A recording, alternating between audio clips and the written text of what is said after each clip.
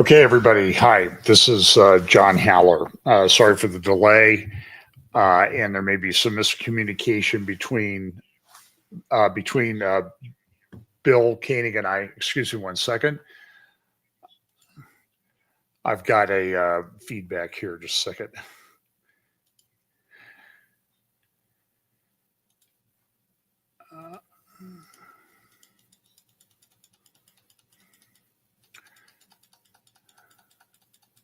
There it is. Okay, I was listening to myself on a time delay, so I apologize for that.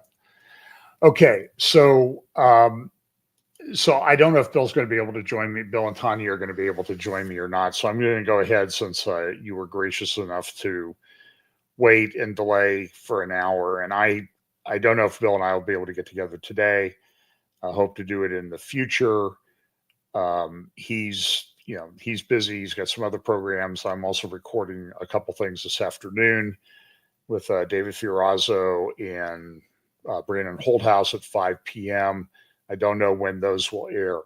So there are a few things, though, that I want to talk about that I think are pretty important. So the situation in the Middle East is very fluid.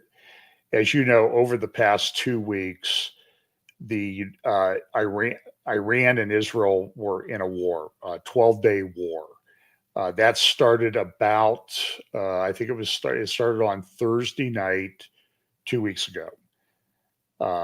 And Israel has done a stunning operation. Some of these operations apparently were in place for 10, 15, 20 years. They were planning on doing these things. They were planning on doing them. And it's also coming out, and again, this is very fluid. A lot of things are coming out in the press that the United States also had been involved in planning for an attack on the Iranian nuclear facilities. For example, at Fordo, the main enrichment facility, at least that everybody's been talking about, they have, by the way, if you have some questions, I'll try to look at questions here in just a moment. But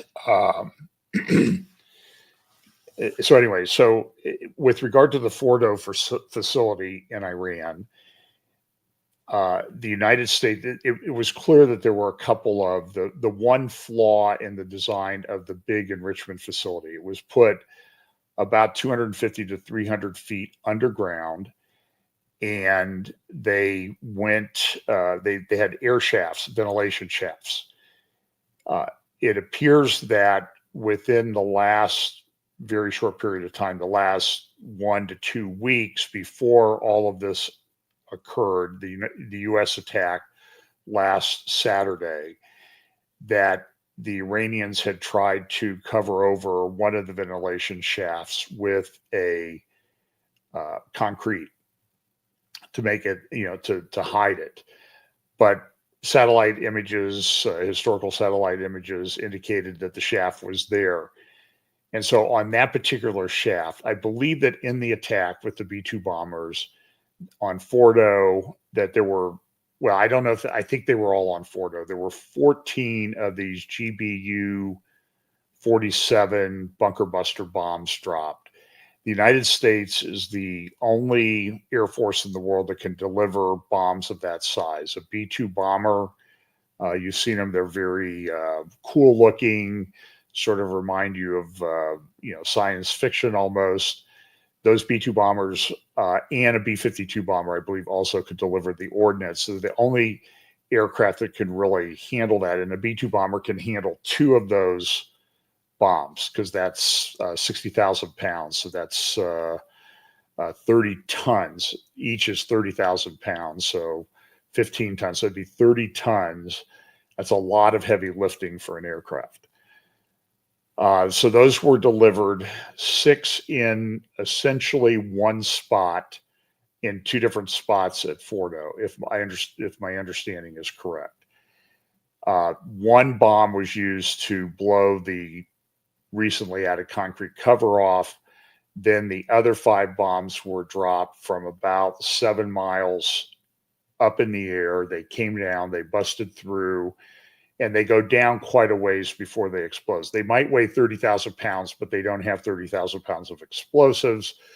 But they were able to, and not too dissimilar to, I think, that the way Israel took out Nasrallah back in, when was that, September last year in Beirut. They dropped, in that case, Israel dropped about, using multiple aircraft, dropped, I think, 43 tons, 44 tons of bombs in the same spot.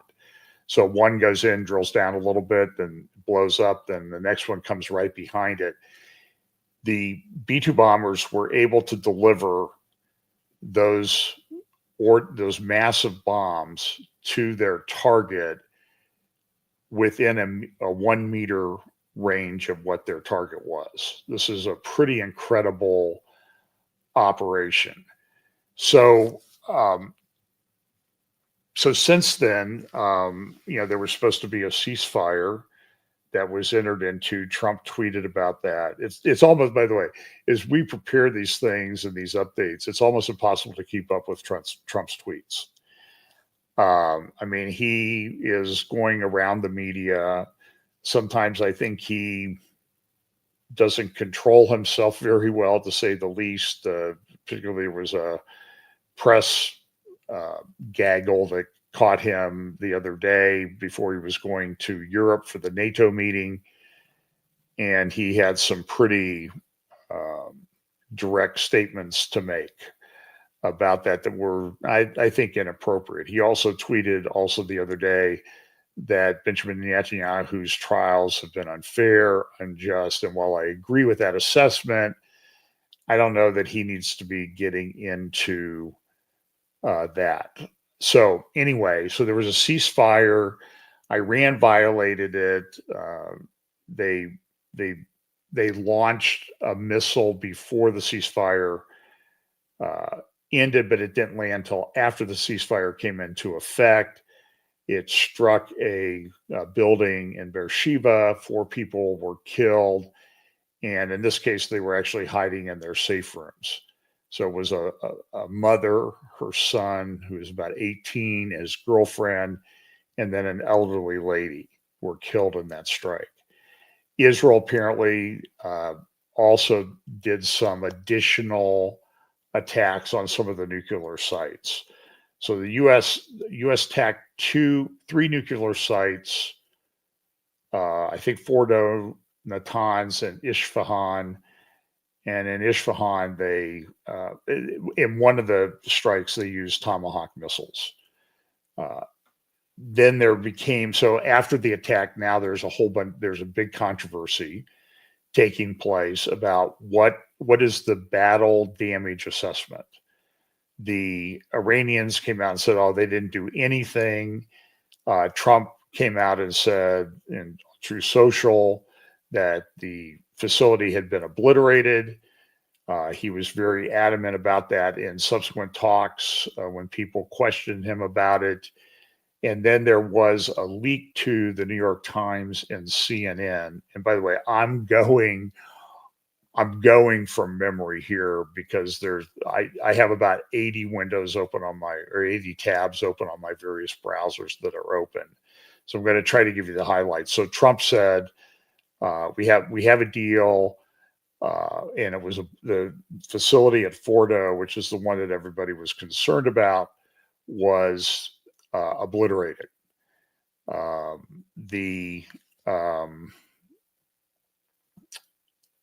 then there was a leak to CNN and New York Times by somebody within the administration, apparently in the Pentagon or the executive branch of the government, that said that the battle damage assessment was that Iran had been set back a few months in its nuclear program. I don't think there was any expectation that the nuclear program of Iran would be totally stopped or destroyed. So Trump and Pete Hegseth did a um, a, uh, a news conference this morning, and they really went after the media in that news conference at the Pentagon, that this was an inappropriate leak. I think they're making statements that they're going to prosecute the people that they find are in charge of the leak. I think it's at this point we ought to all just sort of step back and understand exactly what's going on. There are many people that are still in existence working in the U.S. State Department, defense establishment, and even in the executive branch that are very anti-Israel and pro-Iran. We've seen a bit of a meltdown on the, I guess you would call them the mega right in the United States, saying that Israel should not, we shouldn't be getting involved with Israel. We don't want boots on the ground. And there's never been any plan to put, there's never been any military plan to put boots on the ground in regard to this conflict. And as I've said many times, putting boots on the ground in regard to a land invasion in Iran would be a sort of a foolish assessment. Also on the right, people made the comments that, oh, you can't believe Bibi Netanyahu. Bibi Netanyahu is a liar. He's always been a liar. He's been saying this for 30 years. And that's true. He has been talking about a breakout of Iranian nuclear capabilities, getting a nuclear weapon for a very long time, at least 20 years. However,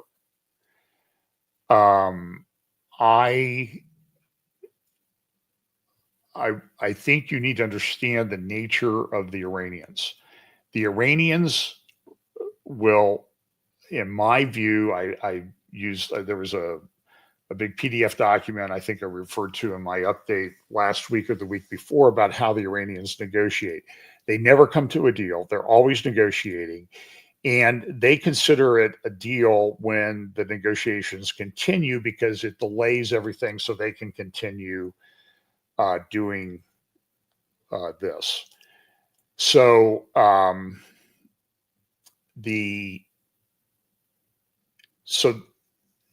in this case, well, let me go back to Netanyahu and his statements over the last 20 or 30 years. I saw in a former spokesperson for Benjamin Netanyahu, I hope to play this on Sunday in my update, and in that it was in a post on X, and in that post, this individual said that Trump had, or that Bibi Netanyahu was correct every time he said that. Wasn't lying. He wasn't telling untruths. The Iranians had got very close. And if you remember the whole history of this thing all the way along, let's go back just, I don't know, 4 or 5 years. They were getting close, and Trump stepped in and took out Soleimani. And as Trump has said, their program's never quite been the same since they took out Soleimani, but they keep trying to reconstitute it. They took out one of the top nuclear scientists in I think one of the first AI type attacks of Farzi Zaked or something was his name in Tehran. It was a sort of like a robotic operated car vehicle that took him out in a assassination. And so all the steps all the way, Israel or Iran was getting close. Bibi Netanyahu in 2018 came out with the Bibi Netanyahu came out with the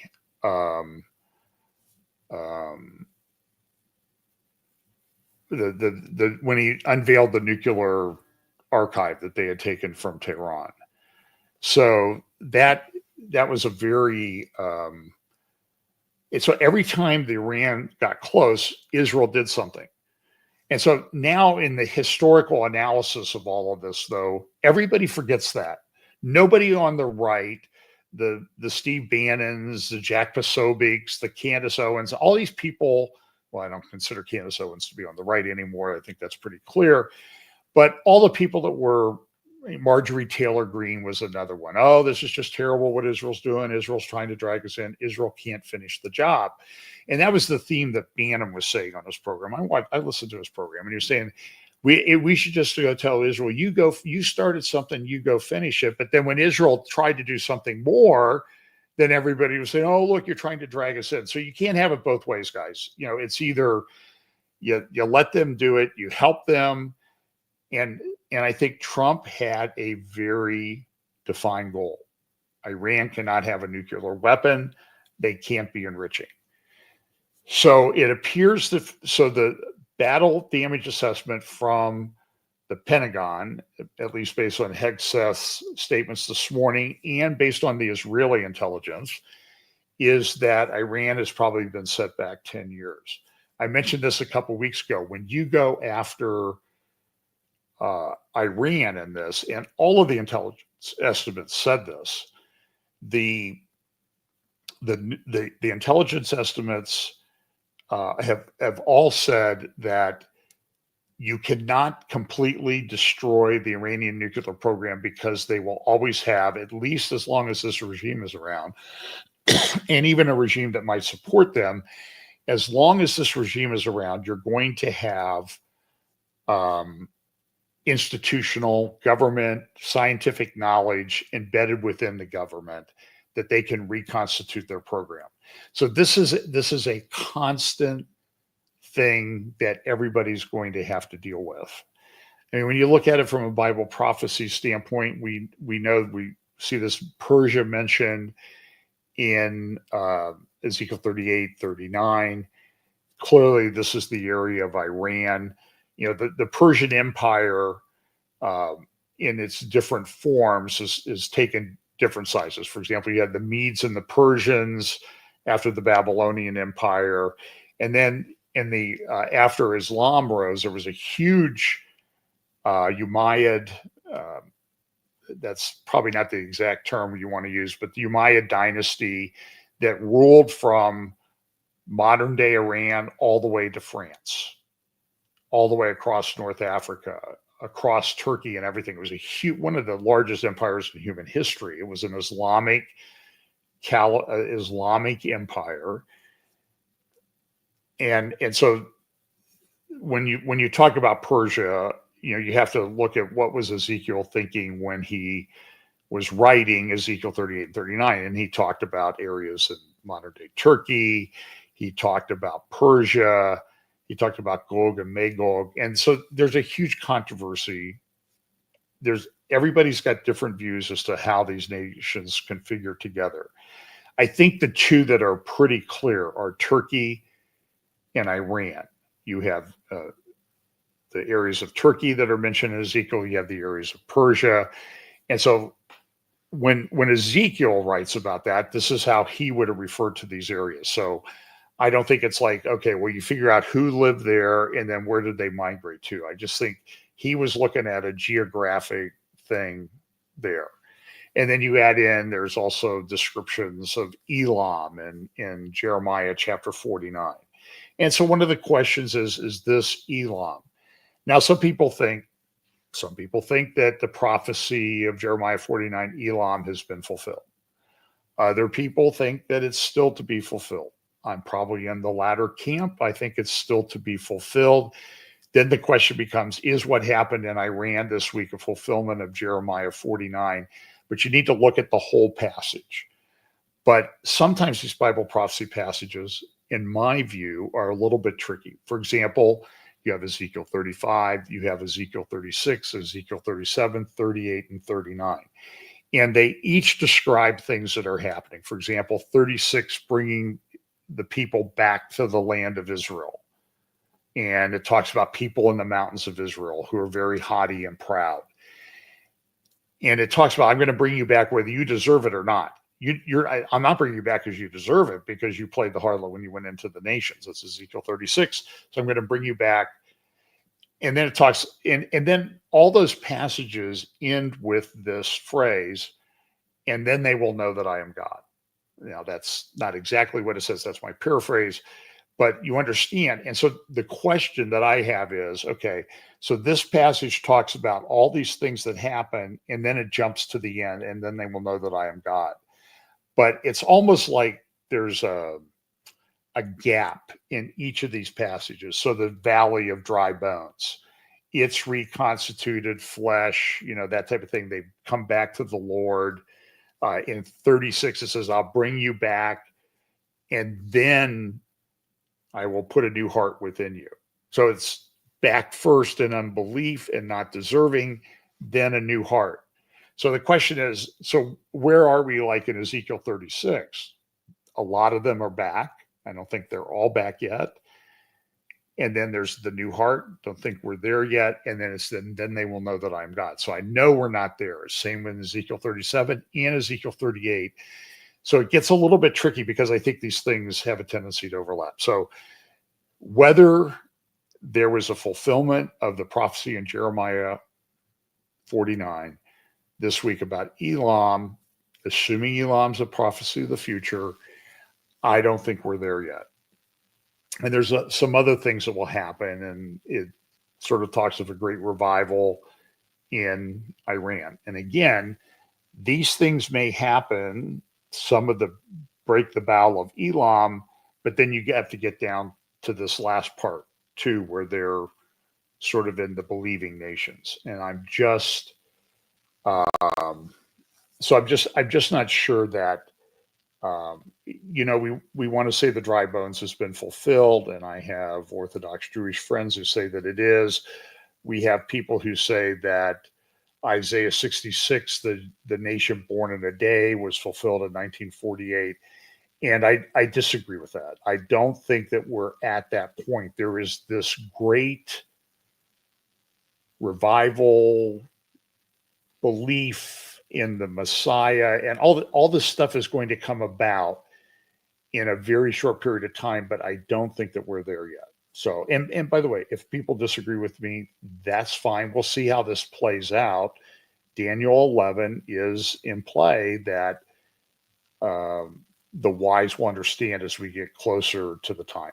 So anyway, so battle damage assessment, it's, it appears Trump went to the NATO meeting in Europe, and there were people talking about that. And the general consensus there is that Iran has been put back for a substantial period of time in its nuclear program. There's one other aspect that we're seeing a bunch of trucks at the Fordo facility, which is where they have the enriched plutonium. And now the question is, where is that enriched plutonium? Is it was enriched to about 60%, not really weapons grade, but it could be a dirty bomb. And so the question is, where is that? The most recent assessment I saw is indicative, at least this is from the Trump administration, I think, is that it's still at Fordo. And they have destroyed, were able to get down into and destroy the Fordo facility. And by the way, Israel did an unbelievable job over the last 2 weeks taking out, there were a lot of missiles fired. I think there were 500 missiles fired from Iran, but there were a lot in the first days, and it kind of tapered off. And part of that was because as soon as they fired a missile, Israel would go take out the launchers. And there's plenty of IDF videos about that. And so they took out these launchers, and then you can't fire it. If you remember back in the Hezbollah days, one of the things that was concerning about the Hezbollah arsenal was that Hezbollah had a lot of rockets, but they also had about one launcher for every 2 rockets.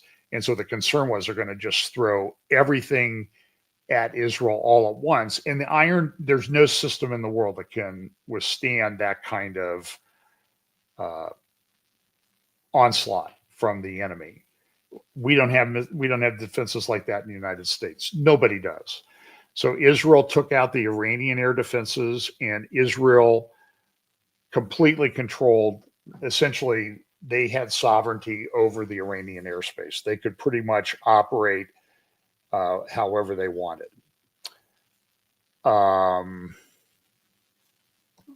So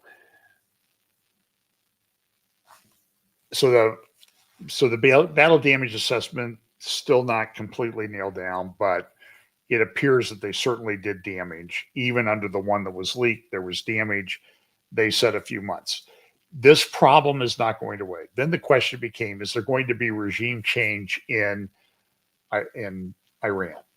There were allegations, in the fog of war. There's all kinds of allegations that get thrown out there. Khomeini had been taken out, the Iranian mullahs had been taken out, but that's not true. But by the way, at the beginning of this, Israel and the United States worked together, got the Iranian Revolutionary Guard Corps, at least the big core leadership, to go to a meeting. And then Israel attacked the place where the meeting was being held and took out almost all of them. Of the top upper echelon of the Iranian Revolutionary Guard, I think there's maybe, what's the guy's name? Katani, something like that. He got a gray beard and glasses. He appears to still be alive. I saw some videos that were allegedly him walking around Tehran the other day because, Ayatollah Khomeini is putting out all these tweets that we've destroyed Israel, we've won, Israel can't stand up to this. We had a great victory, we've destroyed them, on and on and on. And it's Iranian propaganda. So exactly where this goes right now, I don't know. I think I saw a question in the tweet about, is there going to be a false flag attack in the United States and blame it on Iran? I'm going to be very honest with you. I am very concerned that every time something happens, everybody wants to run around claiming false flags. They're not false flags if all of you can figure them out so easily. And understand, there is a very serious, real threat in the United States of Iranian-backed groups and others that might engage in terrorism attacks. We had porous borders for years. There were a lot of people that came across the border that should have never been allowed to come across the border. And so my concern with the false flag claims is that it makes people not aware or makes them avoid the real threat that exists. And the real threat exists. We're in a very, I think, precarious position. We just saw I think yesterday in the primary in New York, a radical Marxist Islamist guy won the Democratic nomination for the mayor of New York. Now, the current mayor, Eric Adams, is running as an independent. A Republican is running named Curtis Sliwa, the founder of the Guardian Angels, very tight with the Jewish community in Crown Heights in Brooklyn. And I think most analysts fear, in fact, Bill Clinton came out in favor of this Marxist Islamist guy, put a tweet up and then blocked everybody from commenting on it, so he didn't have to get any of the blowback that was really going to come his way. So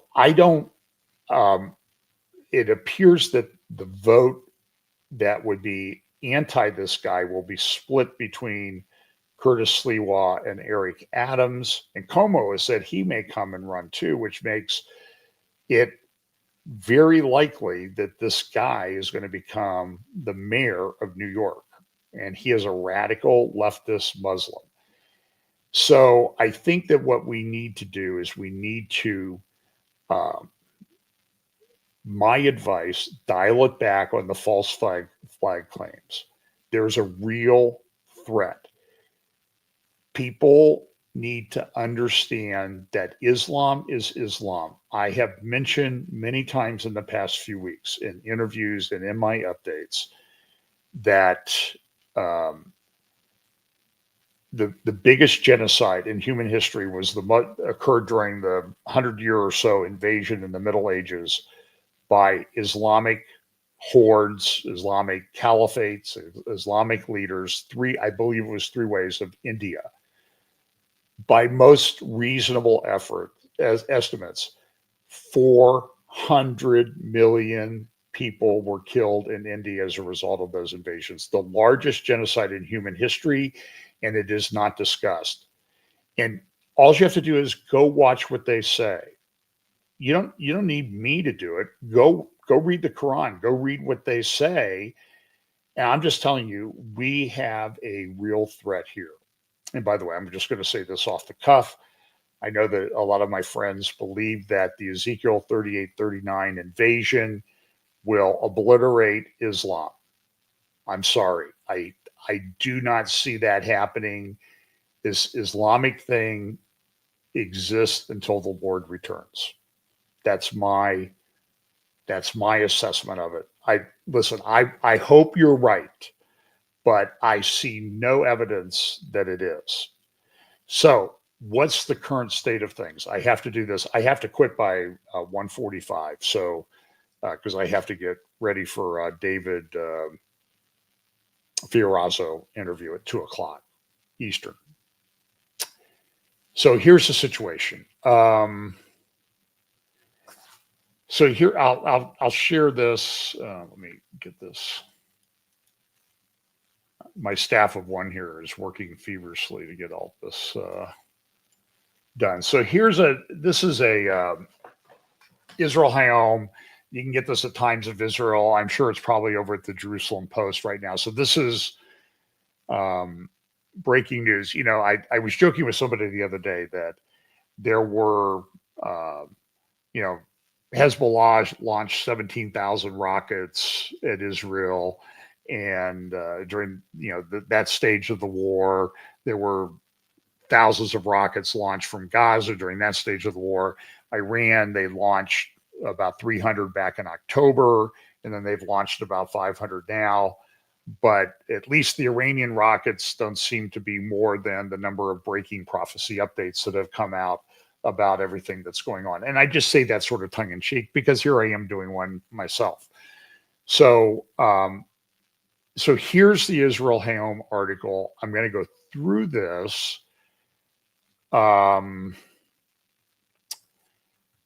Okay, so this is the headline. Trump and Netanyahu's two-state vision, Gaza's war in, Abraham Accords expansion. So there is a group, it's called Abraham Shield.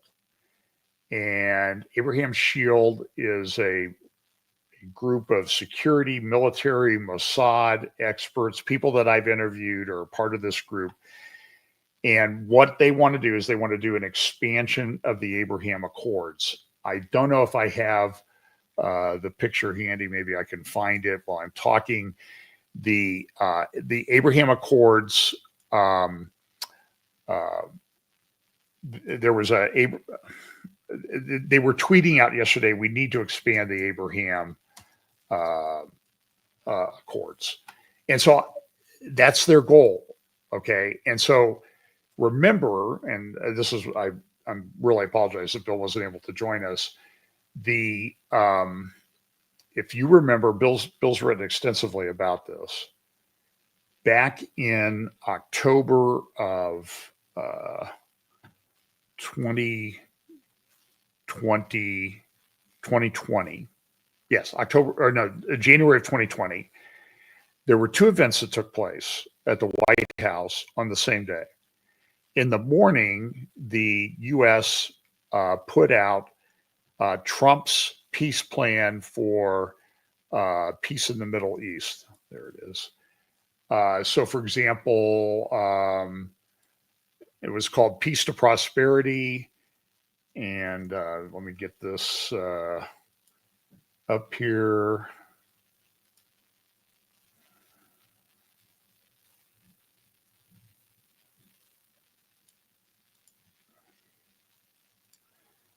This is not the easiest thing to do.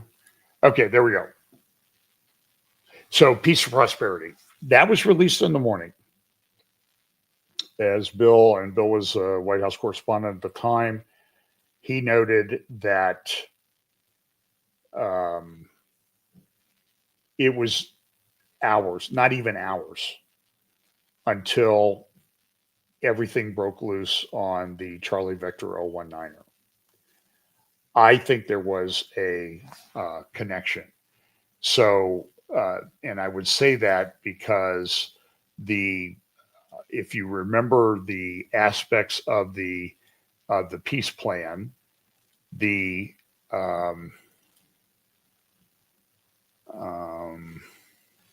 Let's see here. Well, it can be either one of these. So let's see which one is. This is a future state of Israel. Okay. So here we are with the future state of Israel. And a lot of controversy in our community about this. Was Trump dividing the land of Israel? I don't see how you look at this picture from the report. This was Jared Kushner's baby, and tell me that there was not a division of the land of Israel proposed. Now, everybody can say the Palestinians will never accept this. It's never going to happen, and that type of thing.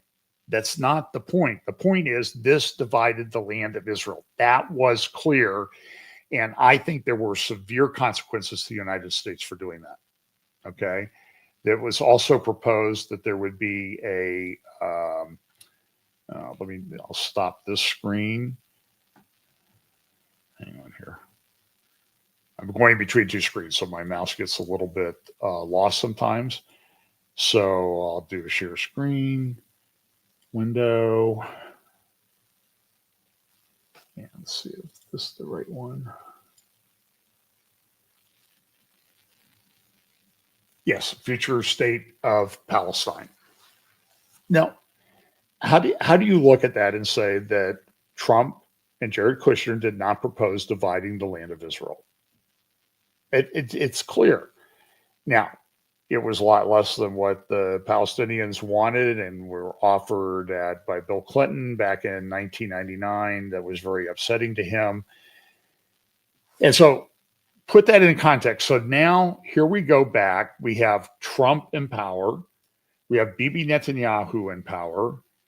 And now we have this article, Israel Hayom, Times of Israel, as I said, probably the Jerusalem Post.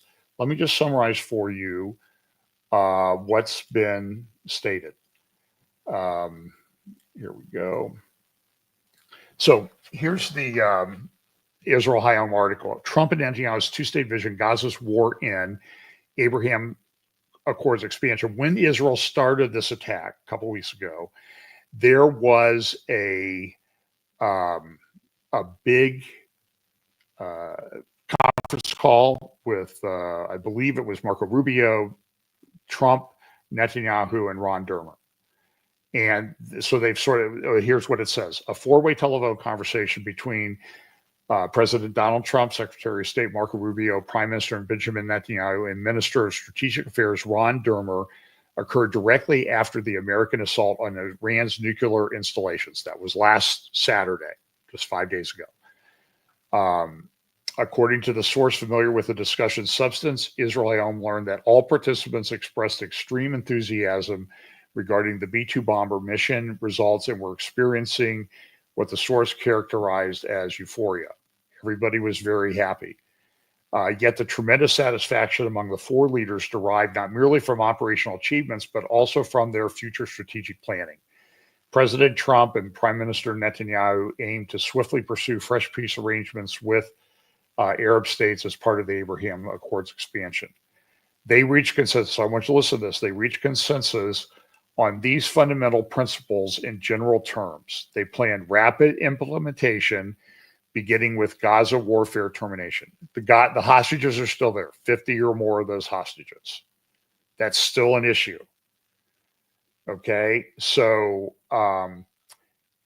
item number one, Gaza hostilities will conclude within 2 weeks.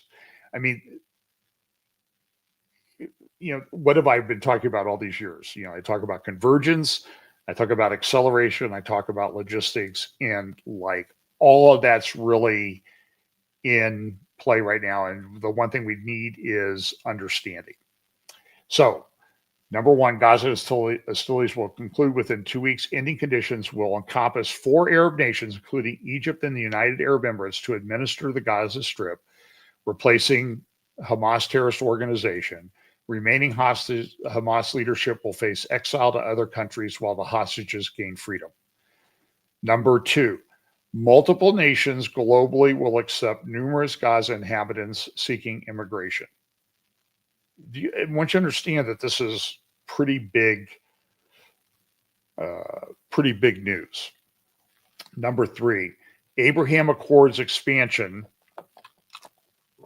will bring Syria, Saudi Arabia, and additional Arab and Muslim companies to recognize Israel and establish official relationships. Number 4, Israel will declare its willingness for future Palestinian conflict resolution under the two states concept, contingent upon Palestinian Authority reforms. More about that in just a second, and I'm just about to the end of where I've got to leave. The United States will acknowledge limited Israeli sovereignty implementation in Judea and Samaria. There is, and Sunday I will talk about a CAMERA report. CAMERA stands for Committee for Accuracy in Middle East Reporting and Analysis, CAMERA.org. Great organization. And what CAMERA said, this was just on their X account yesterday, because we were talking about this, a number of us. They were, CAMERA was talking about the situation in what everybody calls the West Bank, that it is very volatile right now.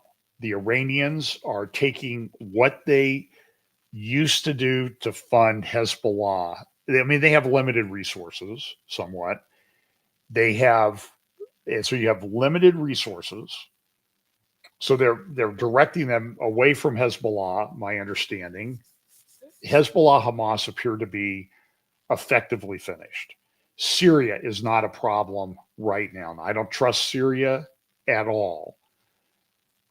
But so they're taking, and by the way, Jonathan Spire had a great article a week ago or 2 weeks ago in the Jerusalem Post about Iran is funding Hezbollah type groups, militias in Syria right now. So we need to watch that. And I don't trust al-Shara, al-Jalani, whatever his name is this week. Don't trust him. He's very slick, and this is a very big deal. So, and so the CAMERA report said that Israel was really anticipating a lot of trouble in the West Bank, Judea and Samaria. I don't know. And Penny, I see your question there. Bibi's been saying Iran's close to a nuclear weapon since the 1990s. Penny, you're right. But you also need to remember all of the history about Bibi saying that and what Israel was doing at that time to knock back Iran being close to a nuclear weapon. It happened over and over and over again. So don't truncate history on this. I'm sorry. And you may not be aware of it, but I'm just saying is, I will play Sunday one of Bibi's spokespersons from years ago. So anyway, right now it looks like, and so CAMERA's saying this is a big problem for Israel. And I don't know how big a problem it is. I'm trying to talk to Israeli sources. As you can see, this is very fluid. But my concern is that there was a State Department U.S. directive issued to U.S. employees, citizen employees in Israel, that they should restrict their travel to Beersheba, Tel Aviv, and Jerusalem. In other words, stay out of other areas. And I think that's an indication that they think that those areas are a problem, and that would sort of square with what CAMERA was saying in their report. But so assuming this Israeli Home report is correct, it sounds very much to me like this is some form of the two-state solution.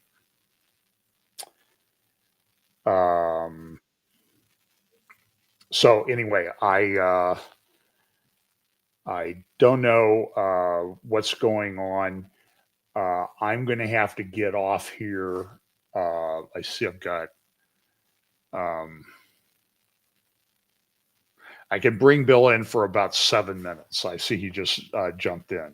So hang on. I'm going to put Bill into the stream here. Hey, Bill. Can you hear me, Bill? Okay, well, I'll have to talk to him afterwards. So I apologize again for that not being worked out and a miscommunication on the different time zones. So anyway, so that's where we are. I'm very concerned about this. There was a, let me see if I can find it here.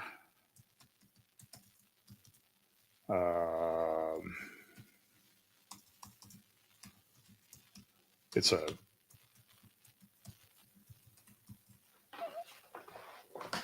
it came up yesterday. Let me pull it up here. It's all over X. Let me see if I can pull this up here.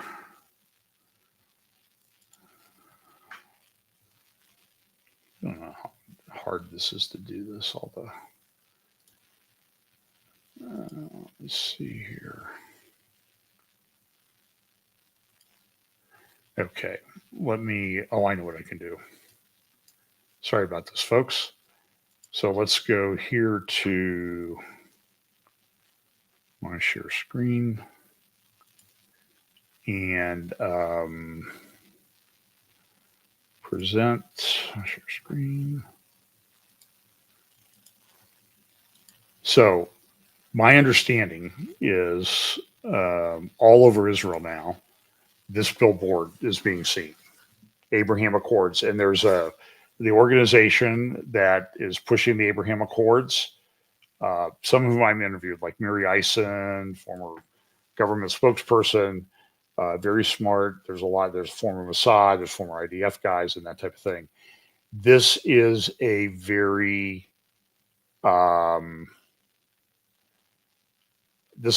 big deal.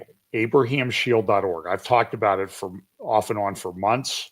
Coalition for Regional Security. And I showed this to a friend yesterday. You would know. It's not Bill, but it's somebody else, and maybe we'll talk about it in the future. And the comment was, "Uh-oh, that looks like the B system." And there's some people to believe. And if you look, there's reports, excuse me, there are reports today over the past 24 hours that Syria is going to be joining the Abraham Accords. And I don't know if it was Lebanon, there was another country. So look, this is a very big deal. And I see somebody comment here. That looks like the beginning of the B system. So like if you wanted some stuff on AI and technocracy and all that stuff, go watch the roundtable that we did last night. It's under the live tab on FBC's YouTube channel. It's also on Rumble at Real FBC. And this one, so I apologize for the mix-up that we had on the communication on the time. And I will try to get another time with Bill. I don't know if it'll be today. I hope we can do it sometime. There's a lot going on in the world today. I would recommend one site you should follow, watch.org. Bill's been tracking this for years. I've known Bill for 20 years. We were together in Israel in 2017. We were there just to do a tour with Joel Kramer and some wonderful things we got to see that time. But Bill was also there. He came in, he met the Trump first foreign visit. He went to Saudi Arabia, then he came to Jerusalem. So Bill actually stayed with us at the place we were staying at. We spent some time, and Bill and I went down to get something to eat down in the Jaffa Street area of Jerusalem. And we ran into Mike Huckabee on the street and talked to him for a while. So it's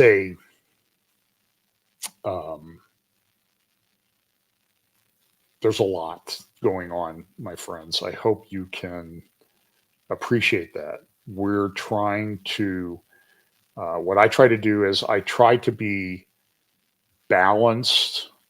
and what I report. I have views on prophetic issues, and I think they're coming about.